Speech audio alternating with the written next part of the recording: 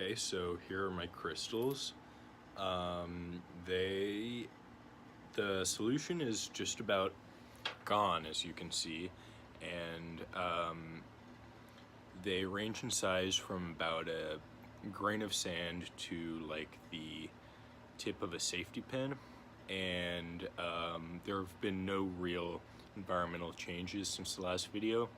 They've just been sitting in a drawer. So now question 2.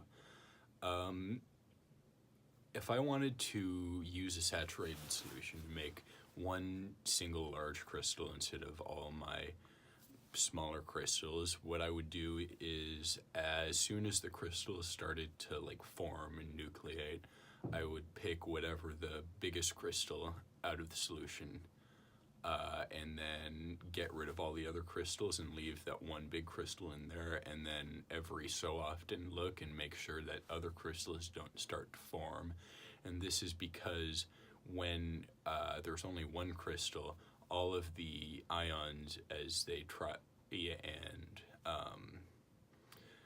sit back into the lattice as the evaporation occurs, they want to deposit onto a crystal that's already there because it takes less energy. And if you have a bunch of crystals, then each of those crystals will grow a little bit, but if you leave one crystal in there, crystallization will occur on that one crystal. So now question 3, despacing is essentially just the distance between the planes of a crystal lattice, and that's significant in science because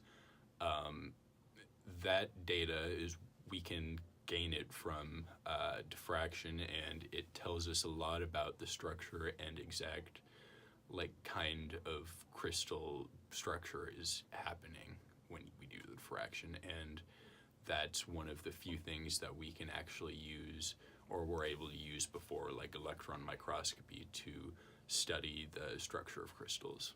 So now I'm going to calculate the despacing for the alum as given to us by the diffraction data on canvas.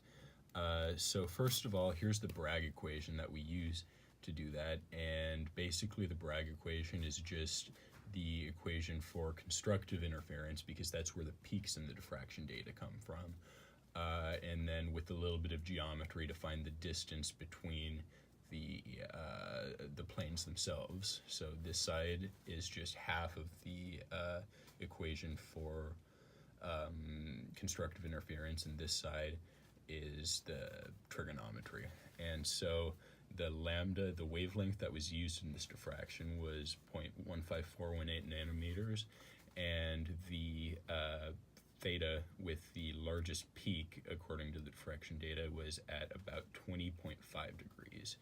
So it's just simple math from here to find the d spacing. Just move everything to the other side.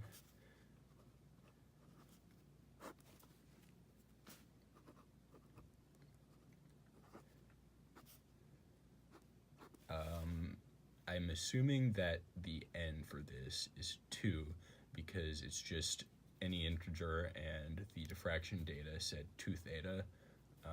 So that might be a bad guess, but I have no evidence otherwise, and it gives us a d-spacing that makes sense. So 2 times 0.15418 over 2 sine 20.5 degrees, and that gives us a d-spacing of 0.4